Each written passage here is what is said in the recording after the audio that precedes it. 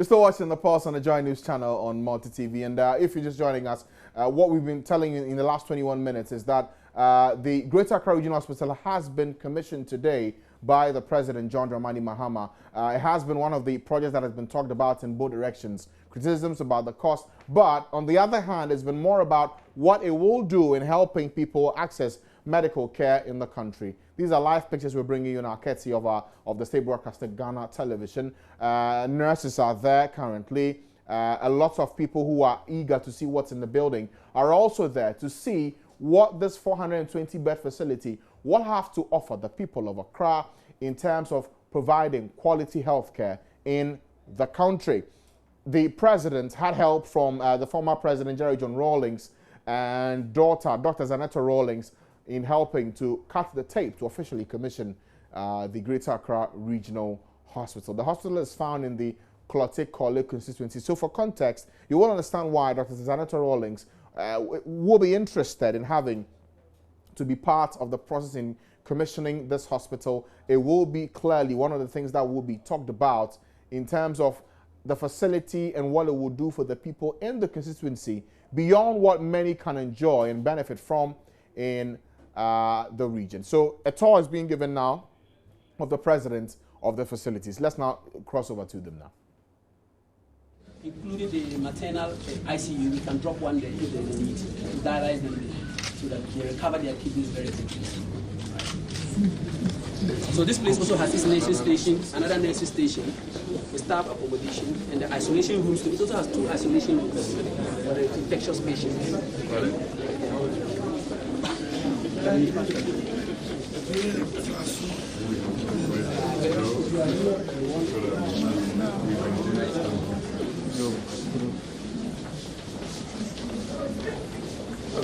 Yeah.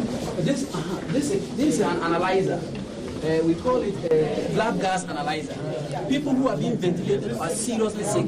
Their metabolism changes every now and then. So every 2 hours, 3 hours, you have to take sample from them and run it to see whether the drugs you are giving are working, are sending it back to the normal levels. So you just bring it, and there's there's a button that will cause this thing to come out, a pin to come out. Aspirate just some small amount of blood, put it inside, and read out all the results for you. And this can do virtually all the results. We don't even have to do creatinine elsewhere. Others come without the creatinine to monitor the kidneys. This comes with the creatinine. All toxic drugs are being analyzed by this to know whether the drugs you are giving are getting toxic or not. So this is a very important device for the ICU.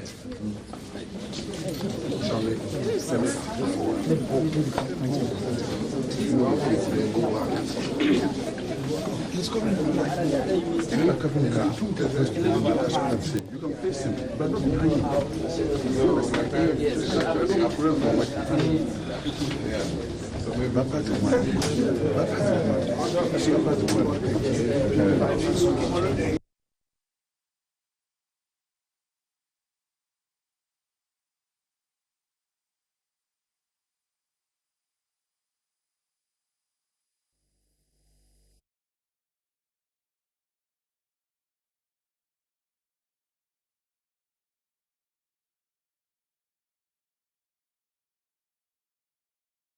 So intermittently, we'll be sending you to the Greater Accra Regional Hospital depending on what comes up as the president tours the facility. The 420-bed facility is supposed to help in providing medical care for the people in Accra and its environs, and also for the Greater Accra region and the country as a whole. We'll bring you more on that in just a moment, but that's not the only thing happening in Accra today. In fact, the Electoral Commission is holding a news conference as we speak with just a few hours to go to tomorrow's special voting.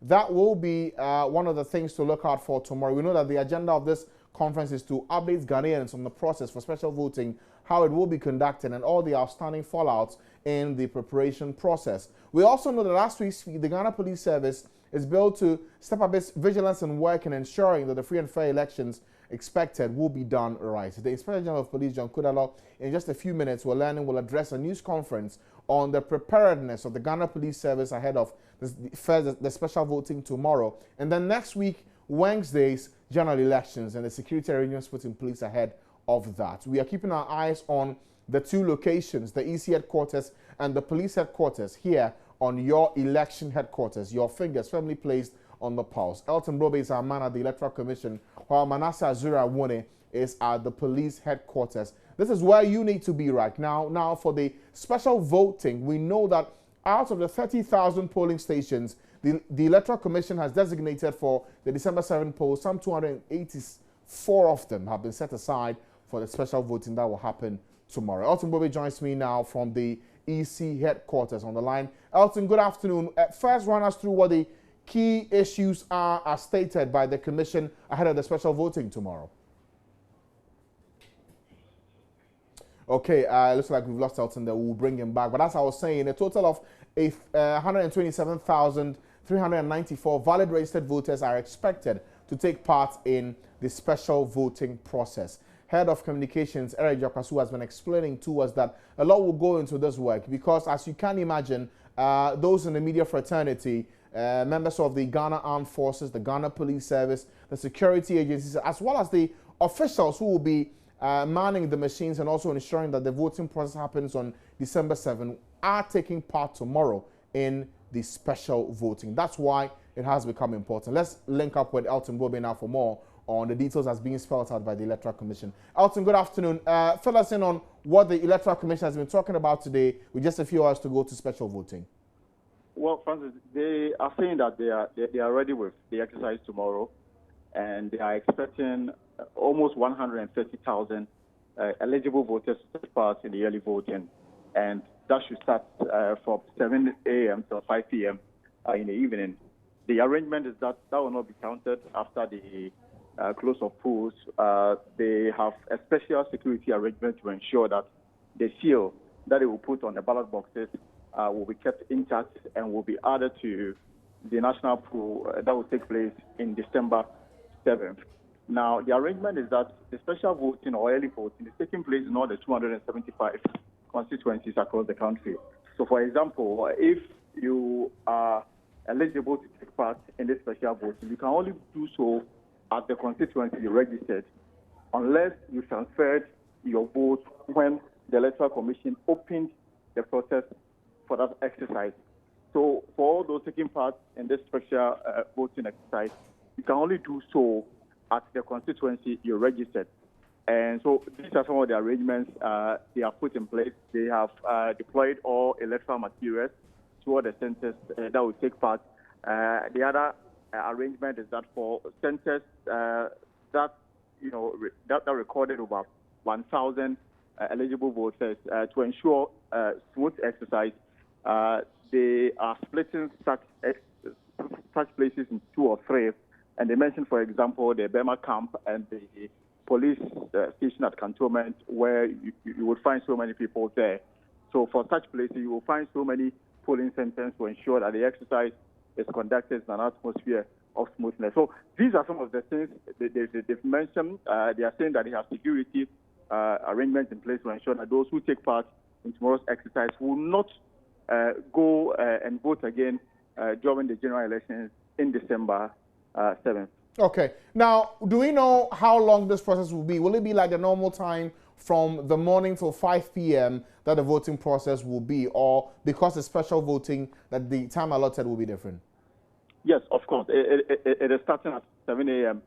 Tomorrow, and then will end at 5 p.m. just like any voting. Even in instances where, for example, within an hour, all those eligible to vote in a particular centers are true. They also have to wait till everything is done before they will close the poll for that particular day. So it is a one-day exercise starting tomorrow, 7 a.m. to 5 p.m. And as far as they are concerned, they are in readiness to ensure that the exercise is conducted in a very serene atmosphere. Indeed, the lessons they will be taken from tomorrow will help them step up their approach in the December 7th general election. But the Director of Elections, Mr. Samuel Tete, again mentioned that as far as the December 7th election is concerned, they have also dispatched all electoral materials to all the 29,000 polling centers. Now, what is left to be taken out to the centers is the declaration form, otherwise known as the pink sheet.